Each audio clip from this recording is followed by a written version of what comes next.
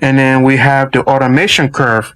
So if we go to automation mode, draw automation mode, we can, when we click once, we get that yellow line. Okay, once we get that yellow line, now if you double click in here, well, I don't want to be on the whole thing, so we'll just do a portion of it. If you double click in there like I just did, oops, double clicking too fast. If you double click, it highlights. If you double click, one click, double click. Okay, one click, double click, one click, double click, double click. Okay.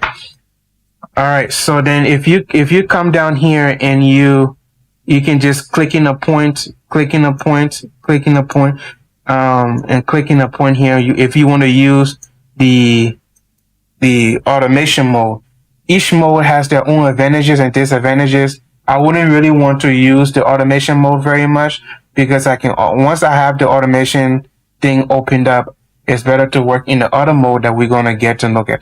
The only difference about the automation mode is that you get to, when you point anywhere in the, on the object, if you point anywhere in there, you're automatically going to get one of those automation pointers plugged in. So if I did that and I went down here and I went right here, see how it just kind of, however you want it.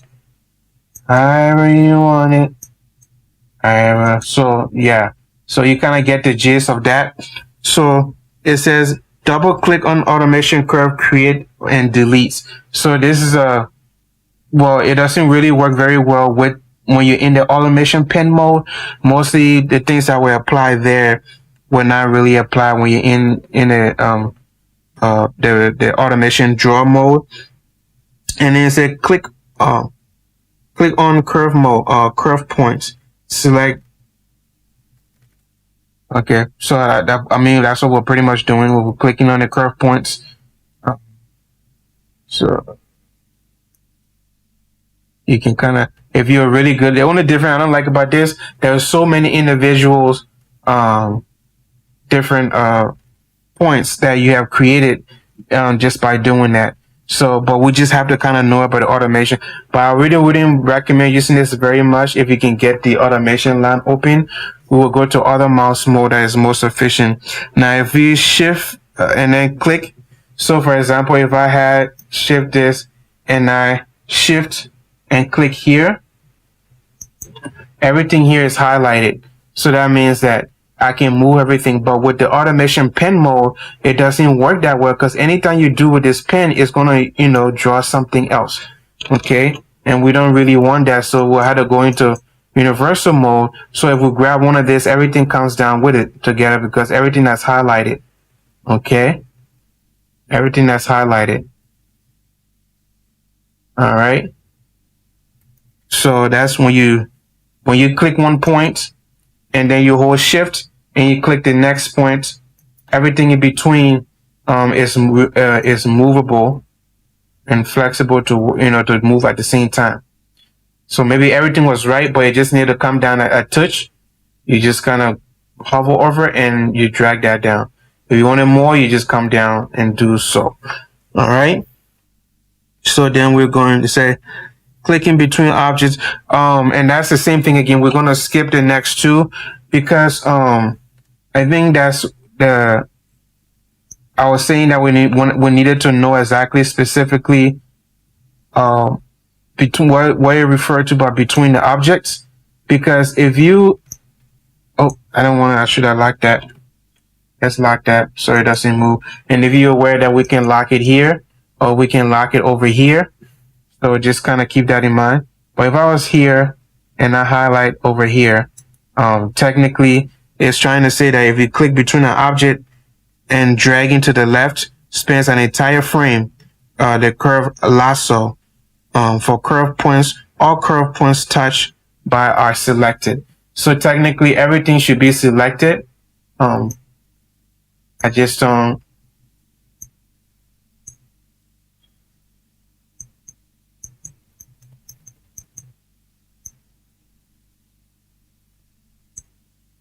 technically everything else should be highlighted and be able. Well, my anticipation is that if I was to do that, click here and go over all of it, I should be able to move. Yep. Okay. So you just, if you click on the object, then it automatically move out of it. So it does work. Just see, it was a good thing that I make the second video, because if I click and let's go back again. If I click whatever I want to highlight in here, if I go back to where you belong, what's wrong with you? If I highlight it, as long as I don't click on the object, everything that I highlighted gets to be moved together. Okay, everything that I highlighted gets to move together. So once again, I'm clicking on this. If I go over here, and right now we're not in the automation mode, we're in the universal mode to be able to move and manipulate everything that we have done. But if I was to go ahead and click between object and highlight this, everything becomes highlighted and I can be able to move it around and do what I want to do. Okay, so that's the click between object and drag from left to right. If I shift and click between object and drag to the left, it said expand its selection frame. All curve points touched by it are added to the existing selection.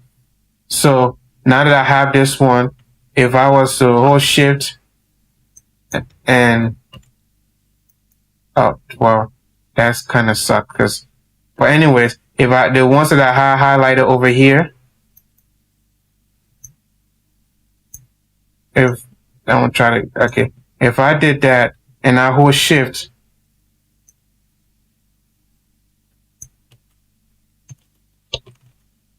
if I hold shift and I can just get it to the right, I can just get it right down to the right. There we go. If I hit shift,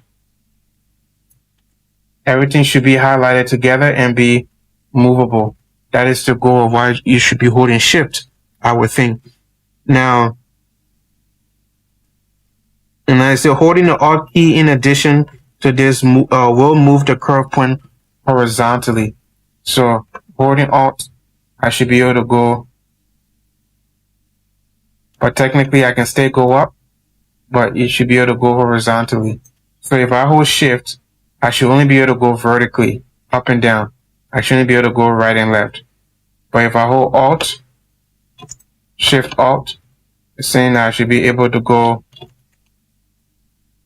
Alt allows me to go left and right, but at the same time, it does go up and down. So I think that's pretty much, let's see, click on the curve point, drag.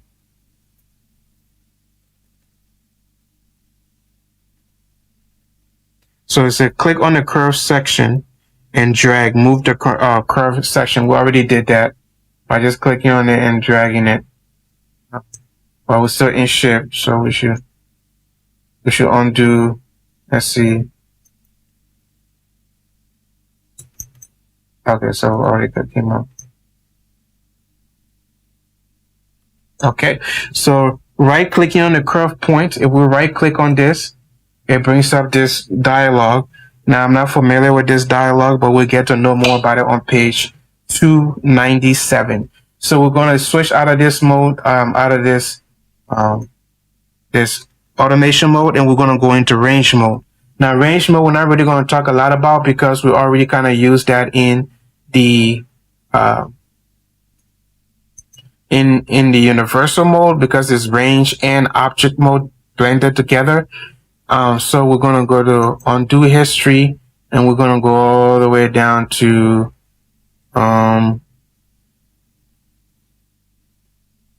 change object volume. We're going to click OK. So we should have all those taken care of. And then now, if we go down to range mode, I'll go up here. If we go to range mode, it doesn't matter what part of the object we are, even we at the bottom or the top, we can only make ranges. We can only make ranges up here, down here, and the play cursor, that all we can do. So we can only place, no matter what part of the thing that we add, we can only do play cursor and do ranges. So specifically, you want to quickly just do a range, you just kind of go to range mode and you'll be working only with range. Okay, so we're not going to dwell on that. On the object mode, we're not going to dwell much on that as well, because we already did it. As we know, when we are in universal mode, then we know that the bottom half operates like a like an object mode, meaning that you can click. Let's go to the object mode. Object mode. Let's click on object mode. So as you can see, even when you're up here, it doesn't change the range. It doesn't matter where you are on the waveform. It operates just like that. So you can double click to get in there, just like you would anywhere on the. Let's X this out.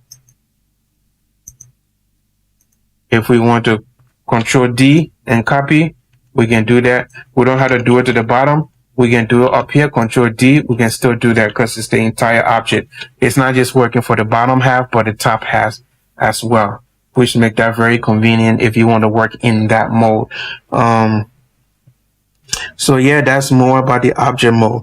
Now the curve mode, we're going to take a little bit more time in, because technically I feel like I like the curve mode for automation better than the actual drawing automation. But one thing you will have to do, I noticed, is that actually, let's see, yeah,